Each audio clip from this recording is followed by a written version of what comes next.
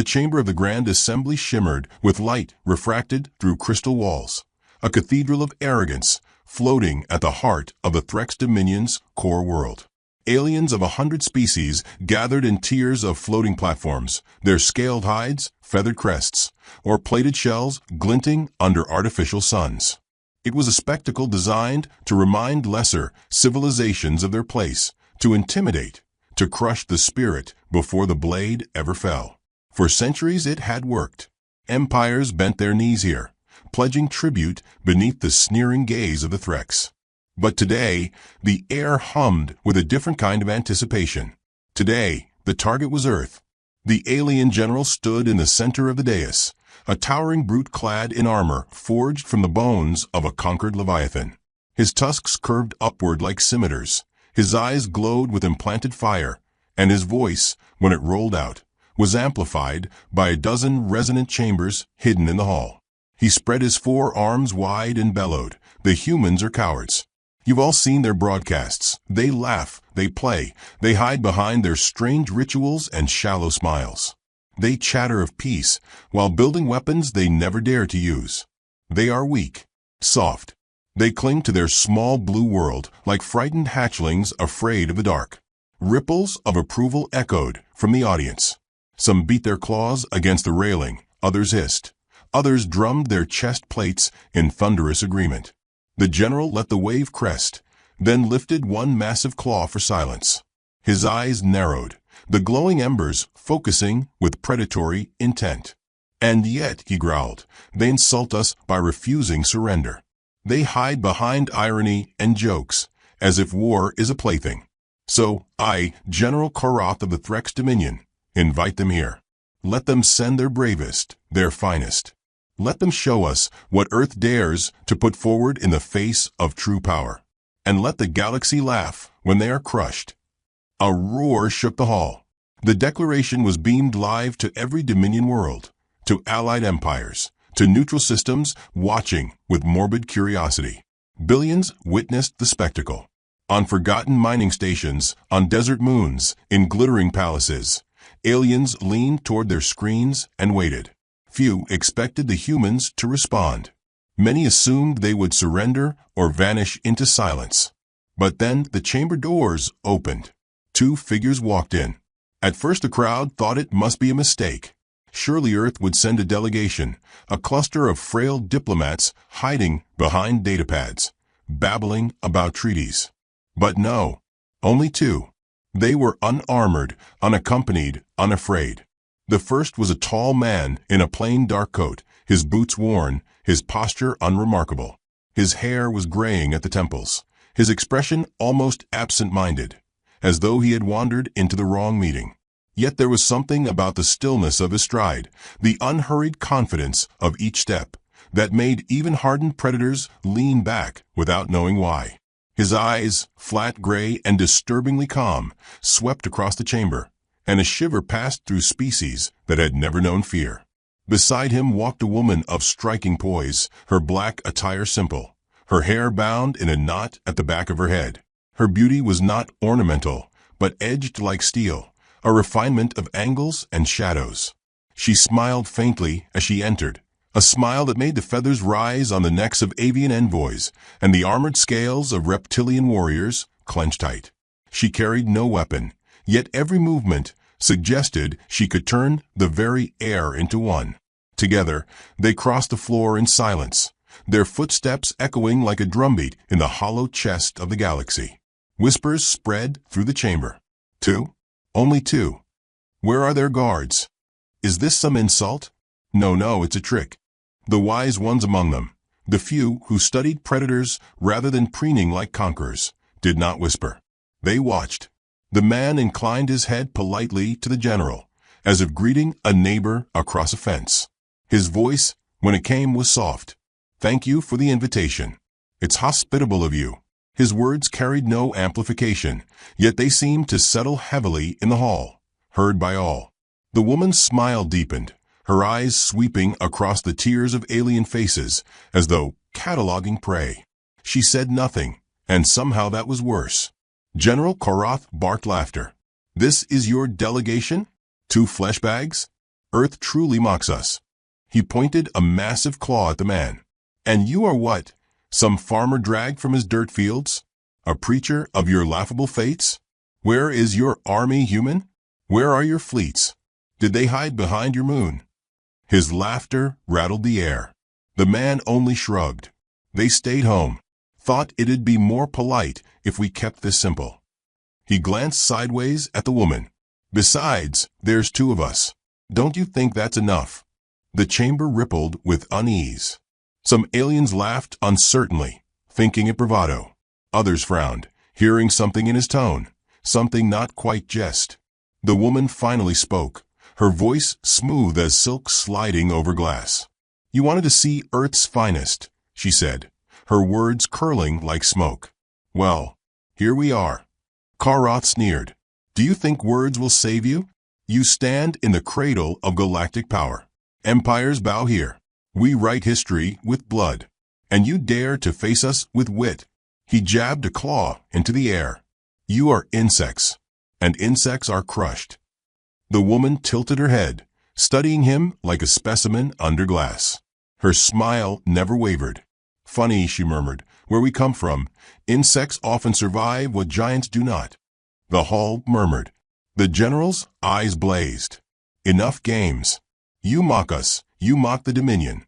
Do you truly believe two humans can resist what galaxies could not?" The man's gaze met his. Calm, flat, endless. He spoke quietly, and somehow the entire hall leaned in to hear. "Do you want us to show you why only two of us came?" The words struck like a hammer on iron. Silence swept the chamber. In the tiers above, wings folded tight, claws froze mid-motion, quills lay flat. It was not the threat that unsettled them, it was the absence of threat. He had spoken like a man offering tea. No bluster, no roar. Just fact. The fact of inevitability. For a moment, the galaxy seemed to hold its breath. The general bared his tusks, but some of the fire in his eyes flickered with doubt. He growled, "You think fear will win you mercy? You think your riddles frighten us?" The woman's laugh was soft, amused, unhurried. "Oh no, fear isn't the point. Fear is just the first step." She glanced toward the nearest envoy, a fragile amphibian diplomat who flinched beneath her gaze. "The point is memory. You invited us here. You called us cowards. And now, you will remember us differently." Karath slammed his claws down, cracking the stone dais. "You will entertain us, then. If you are so certain of your strength, you will prove it. Before this council, before the galaxy, you will face our champions. You will bleed in this hall." He bared his tusks in triumph, mistaking his command for control. "Then, and only then, shall we see what Earth amounts to."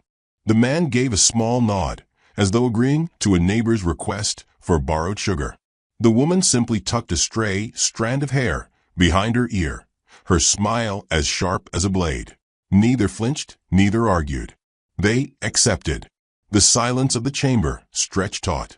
Somewhere in the upper tiers, a scholar whispered what others had begun to suspect. They're not posturing. They're not afraid. They're not even trying yet. And still the two humans stood there, as ordinary as dust, as unyielding as stone, as inevitable as the night. Two shapes on the floor of a galactic empire. Two figures against the weight of billions. Yet somehow, impossibly, it felt as though the balance had shifted. The hunters were suddenly aware of the possibility that they were prey. General Karath raised his arms and roared, "Let the games begin." The chamber thundered with applause, claws, and screeches, but the sound rang hollow against the stillness of the two figures who stood unmoved in its heart. The man's eyes met the general's once more. He spoke softly, almost kindly, as if delivering advice that would one day be remembered as prophecy. "Just remember, you asked for this." And with that, the hall seemed to darken, though no light had changed, and a cold hush swept across a galaxy that realized it had just opened a door it would never be able to close. The roar of the assembly had scarcely died when the floor of the grand chamber began to shift. Plates of obsidian metal groaned apart, opening to reveal a pit beneath, its depths glowing with the heat of containment fields. From that void came the sound of chains rattling, of guttural growls reverberating like earthquakes through the marrow. The crowd leaned forward in hungry anticipation. The gladiatorial games of the Threx Dominion had reduced countless species to spectacle, a theater of humiliation disguised as law. Now, Earth's emissaries were to be made into entertainment.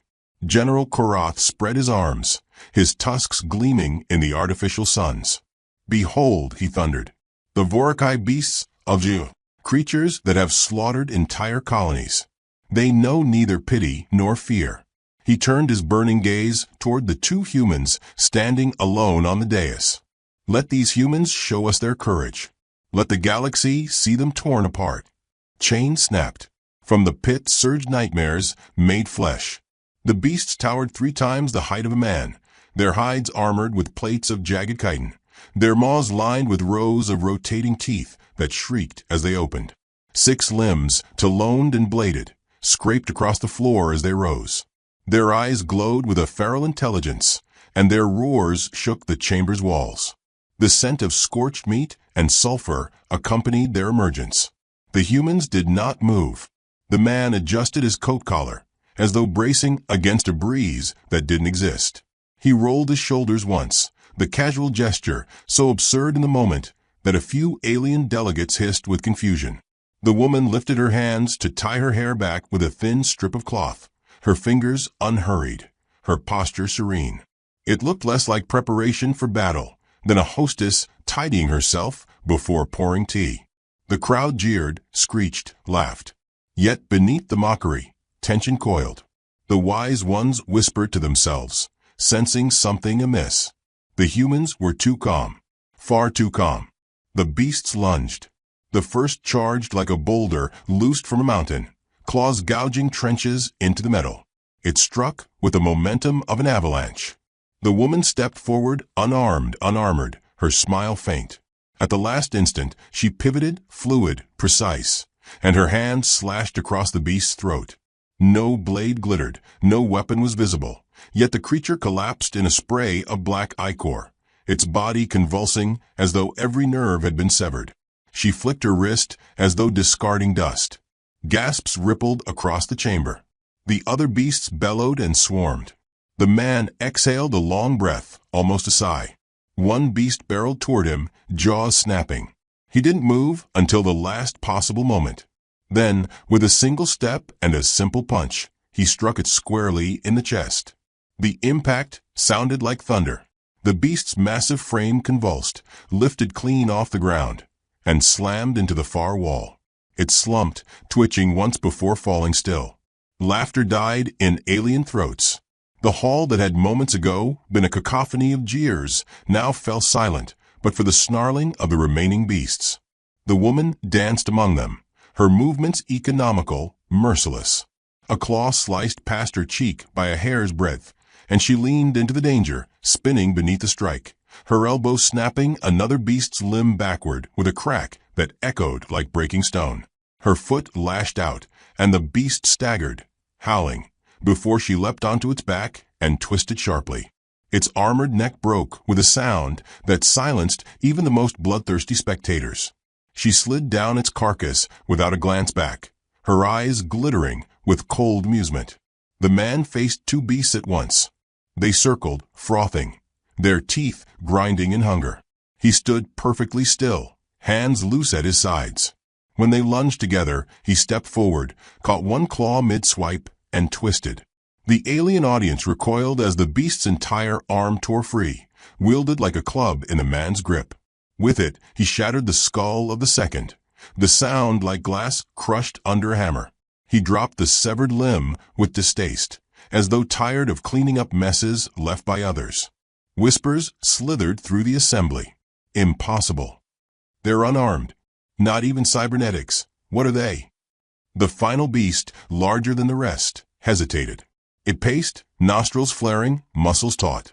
For the first time in its engineered life, it sensed a truth beyond instinct. The things before it were not prey. They were death given shape.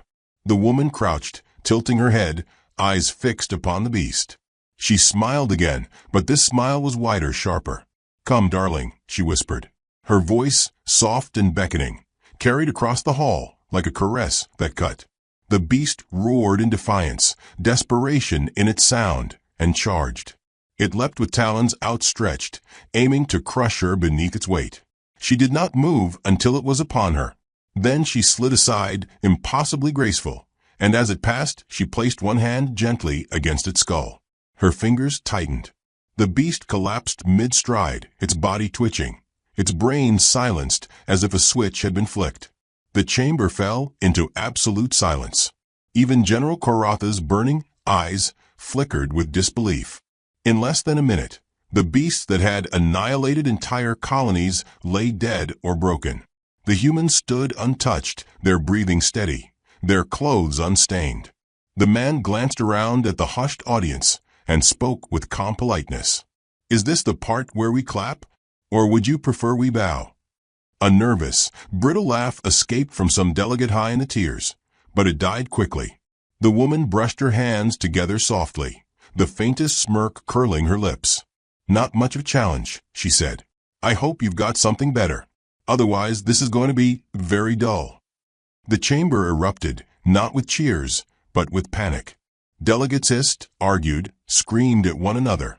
The spectacle had turned sour.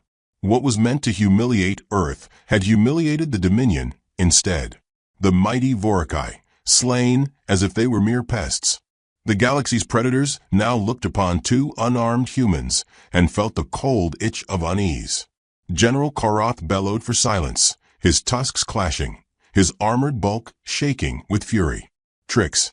Parlor tricks. This proves nothing. You think yourselves strong? You think two frail creatures can stand against fleets?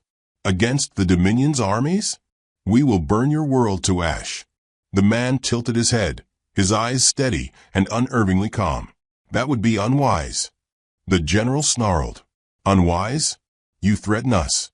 "Not a threat," the man said softly. "A fact." The woman chuckled, low and dangerous. "General, don't confuse courtesy for weakness. If we'd come here to fight, there wouldn't be a chamber left to host us." Gasps swept the assembly. Some leaned forward, eager for blood. Others recoiled, sensing truth beneath the words. Korath slammed his claws into the dais again, cracks spreading like lightning. "Enough. You dare to stand before the Dominion and speak as if you command it." His tusks gleamed with fury. "I will not be mocked by apes who barely escape their own gravity well." The man's gaze never wavered. "Then perhaps you should stop mocking yourself." The insult was delivered with such plain, polite finality that a ripple of shock passed through the crowd. It was not shouted, not wrapped in fire. It was spoken as truth, and that truth cut deeper than any blade. For the first time in decades, the general faltered. His eyes flicked to the corpses at his feet, then to the humans who stood calm among them. The chamber's silence pressed down heavy, suffocating. The woman broke it. Her voice, quiet and amused, carried easily. "General, you made your first miscalculation. You assumed we came here to prove ourselves." She leaned forward slightly, her eyes like knives. "We didn't." The general's breath caught in his throat. He snarled, searching for words, but none came fast enough. The man stepped closer, his shadow stretching long across the shattered dais. His voice dropped to a whisper that somehow filled the hall. "We came to show you what restraint looks like." And as the words settled over the assembly, a tremor of realization rippled outward. Because if this was restraint, then what came after would be something no empire was ready to face. The galaxy did not sleep that night. Across millions of systems, beings huddled around broadcasts, their eyes and mandibles and eye stalks fixed on the impossible recording of two humans dismantling the Vorikai like children swatting flies. The feeds replayed endlessly, dissected by scholars, mocked by loyalists, feared by the wise. Some claimed trickery, holographic deception, hidden weapons. Others whispered a more dangerous possibility, that no trickery was needed. On the Dominion's command flagship, General Korath fumed within his war hall, tusks gnashing as officers scrambled to keep pace with his fury. The chamber reeked of scorched circuitry, where his claws had gouged control panels. "Mobilize every fleet. Ring their planet with fire," he roared. His words echoed through ranks of trembling adjutants. We will grind Earth into dust so fine the winds of space will never remember it. But beneath the roar, seeds of doubt wormed through his mind. He replayed the humans' movements in his memory, the casual precision, the absence of fear. Not warriors, not soldiers, something older, something that did not belong on a backwater planet at all.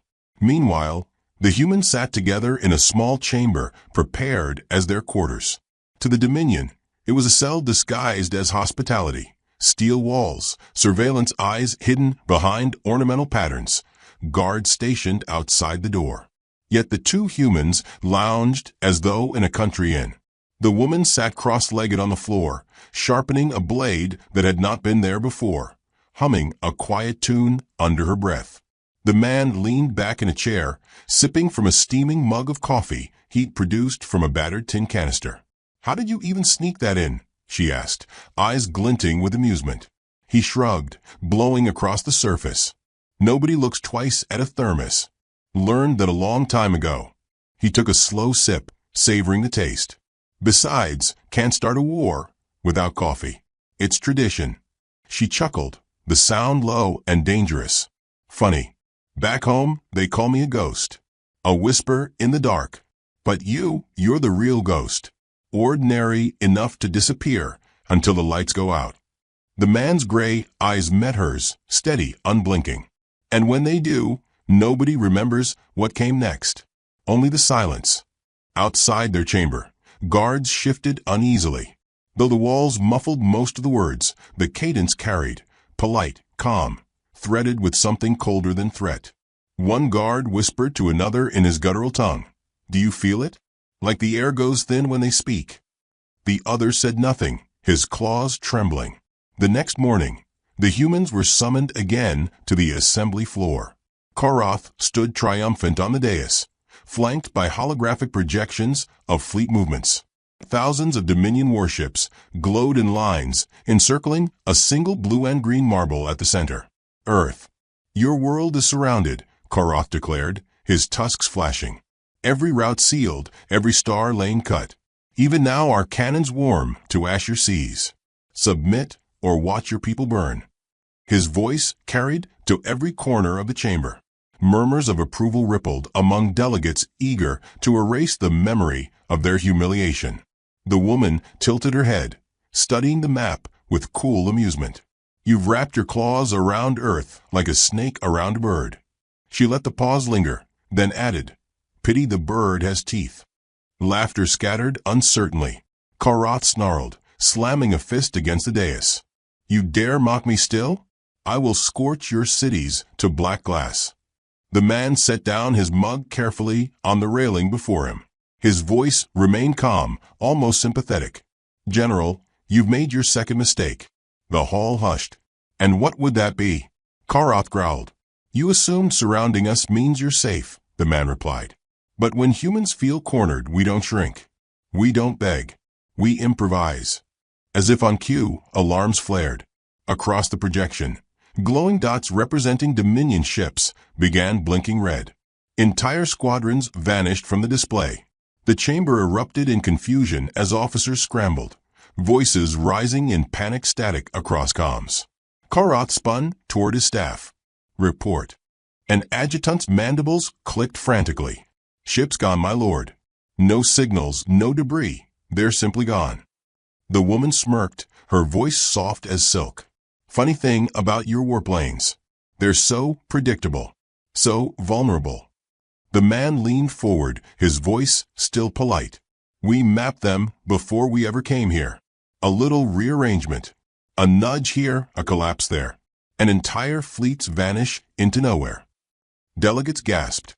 Some screeched in terror, others accused each other of sabotage. The chamber dissolved into chaos. But the two humans stood serenely at its center, like stones in a storm. Koroth bared his tusks, rage boiling. Witchcraft. Lies. The woman's eyes glittered with humor. "You can call it what you like. Back home, we call it engineering." The general roared for his guards. Scores of armored soldiers stormed into the chamber, rifles raised, surrounding the humans. The audience leaned forward, bloodthirsty, desperate for catharsis. The man sighed, rising slowly from his chair. "And now comes your third mistake," he murmured. The guards opened fire. Bolts of plasma lit the chamber in blinding arcs. Smoke filled the air. Delegates screamed, shields flaring, chaos erupting. And when the haze cleared, the humans still stood. The woman moved first, her blade flashing like a shard of moonlight. Guards fell in silence, their weapons clattering across the floor before they understood they were dead. She glided between them, each motion elegant, merciless, her smile never faltering. One soldier raised a rifle to strike her down, but she slipped behind him as if stepping through shadow and drove her blade through his chest without breaking stride. The man walked forward, unhurried. A soldier lunged, and he caught the rifle barrel mid-strike. A twist, a snap, and the weapon bent like tin. With his other hand, he struck once, and the soldier collapsed, helmet caved inward. Another came from behind, and the man turned just enough for the blow to miss, his counter a single strike that broke spine from skull. He fought without flourish, without haste, brutal simplicity that chilled more than spectacle ever could. Within minutes, dozens of guards lay broken across the chamber floor. The humans stood among them, calm as ever, not a drop of sweat on their brows. The delegates stared in horrified silence. The woman turned to the general, wiping her blade on a fallen soldier's cloak. "You wanted entertainment. Was this to your liking?" Karatha's tusks trembled with fury, yet beneath it, fear coiled. His warriors, his fleets, his beasts, all crumbling against two unarmed humans. And still they smiled. The man stepped closer, his voice quiet but carrying like a drumbeat. "We didn't come here to win your games. We came to show you the price of underestimation." Across the galaxy, the broadcast spread faster than light. On mining colonies, dock workers paused to watch. On luxury moons, nobles froze mid-banquet. They watched humans treat the Dominion's might as inconvenience, as chores. And for the first time in memory, the galaxy began to wonder if the monsters in their myths were not legends at all, but visitors from Earth. Hours later, whispers spread through Dominion ranks. Soldiers spoke of the man who walked through barracks at night, and entire units never woke again. Others told of a woman who appeared in command decks, leaving only corpses and graffiti scrawled in blood. "Smile, you're on human time." Paranoia blossomed like wildfire. Commanders armed themselves against shadows. Fleets moved without orders, terrified of unseen sabotage. In taverns on distant moons, smugglers muttered a new phrase with nervous laughter: "The machine gun gospel." No one knew what it meant, only that it clung to the humans like smoke to fire. And still the two emissaries walked calmly through the heart of an empire, drinking coffee, sharpening blades, speaking in tones too polite for the carnage they carried. On the Dominion flagship, Karath sat alone in his chamber, tusks grinding, eyes blazing at the void beyond his window.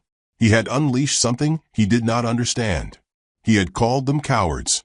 Yet when he looked into those gray eyes and that razor smile, he saw not cowardice, but inevitability.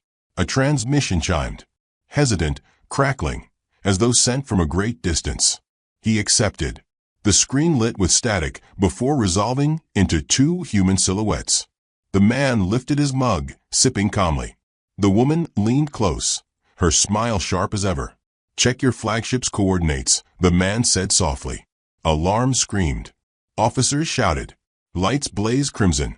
Karath turned to his command display just in time to see his fleet unravel. Ships blinking out, swallowed into collapsing corridors of space, vanishing into the void like sparks in a storm.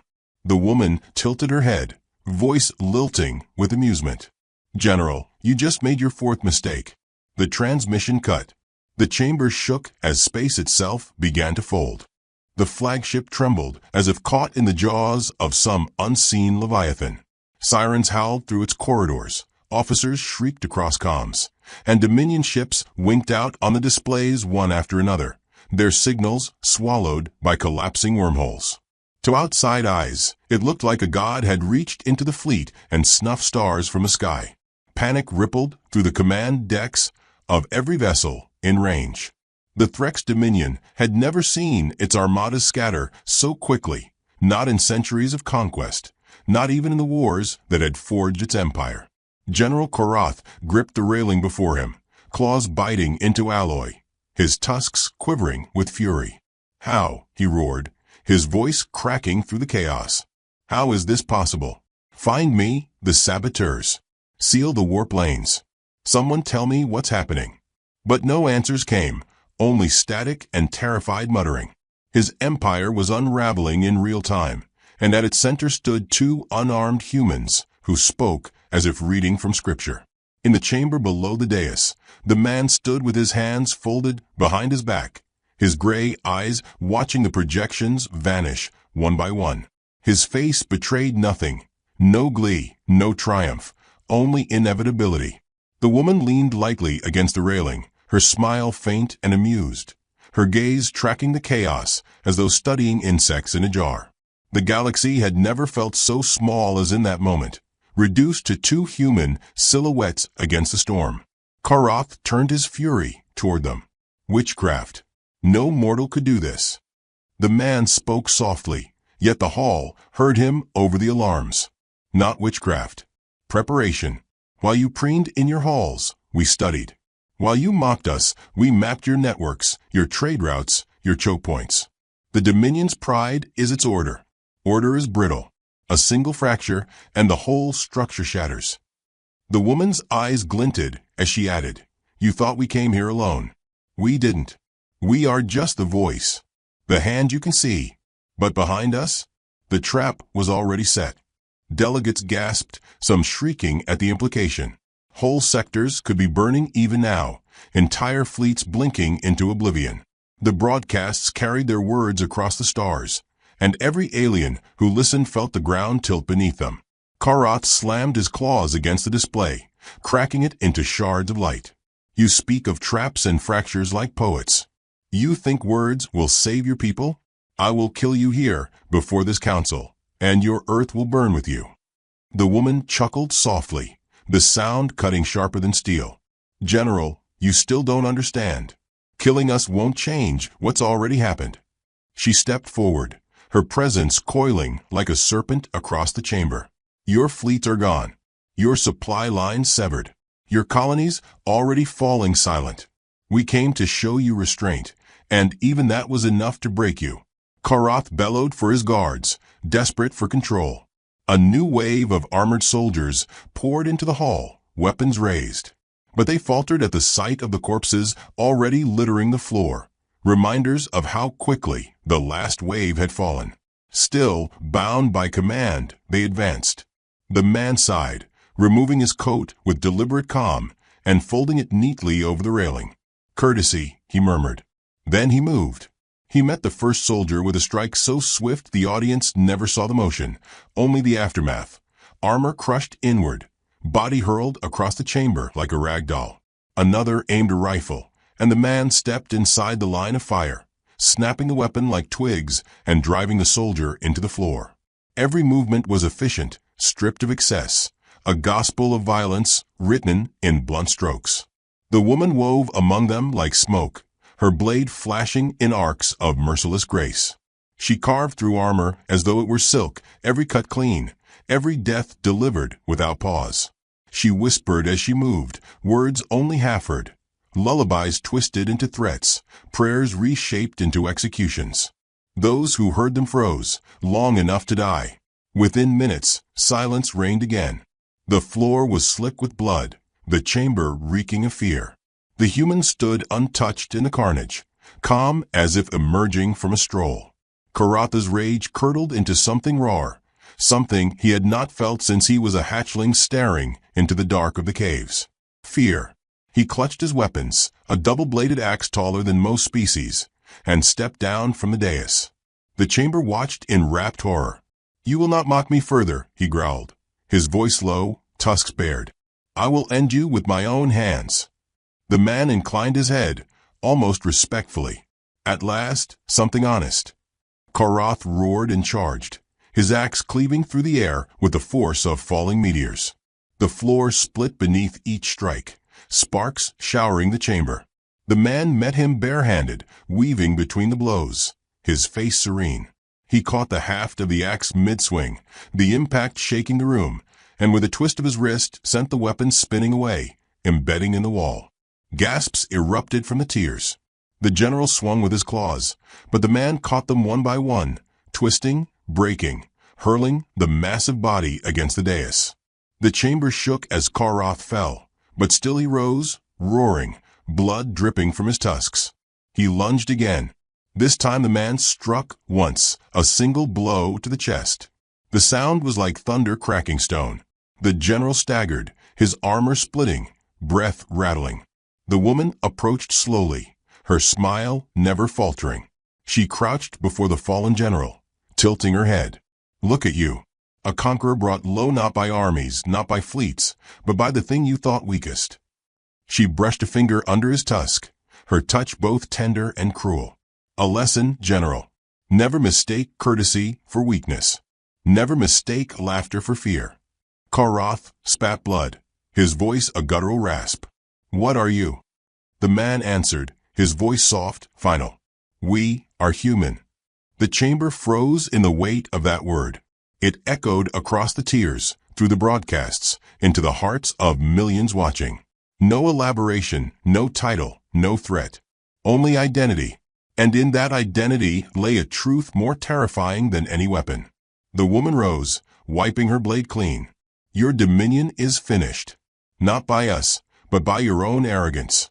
You called us cowards, and we came to show you what cowards do when cornered." Across the galaxy, the feeds flickered with images of Dominion fleets collapsing, of human strikes precise and devastating, of colonies falling silent under sabotage. Empires that had once mocked Earth now whispered of shadows in the dark, of ghosts wearing polite smiles. Panic spread faster than fire, and in its wake, awe. Karath slumped, his breath shallow, the fire in his eyes dimming. Still he tried to rise, clutching at pride like a drowning man clutching at reeds. But the man placed a hand gently on his shoulder and pressed him back down with the weight of inevitability. "This is restraint," the man said softly. "This is mercy." The general's eyes widened, the truth sinking deeper than any blade. He had thought himself the predator, the apex of power. But he saw now that humanity did not fight like conquerors. They fought like inevitabilities, like storms. The mercy he was shown was not kindness, it was a warning. The woman looked to the delegates, who stared in horror and silence. Her voice was quiet, almost tender. "Remember this day. You invited us in. You mocked us. And now you will tell your children the stories. You will whisper our names in the dark, because monsters don't live under your bed." She smiled, razor sharp. "They live on Earth." The chamber held its breath, every species feeling the same chill. The humans had not shouted, had not raged. They had spoken softly, moved simply, killed efficiently. They had shattered an empire not with armies, but with inevitability. The man retrieved his coat, slipping it back on with deliberate calm. He lifted his mug once more, as if nothing had changed, as if the galaxy had not tilted off its axis.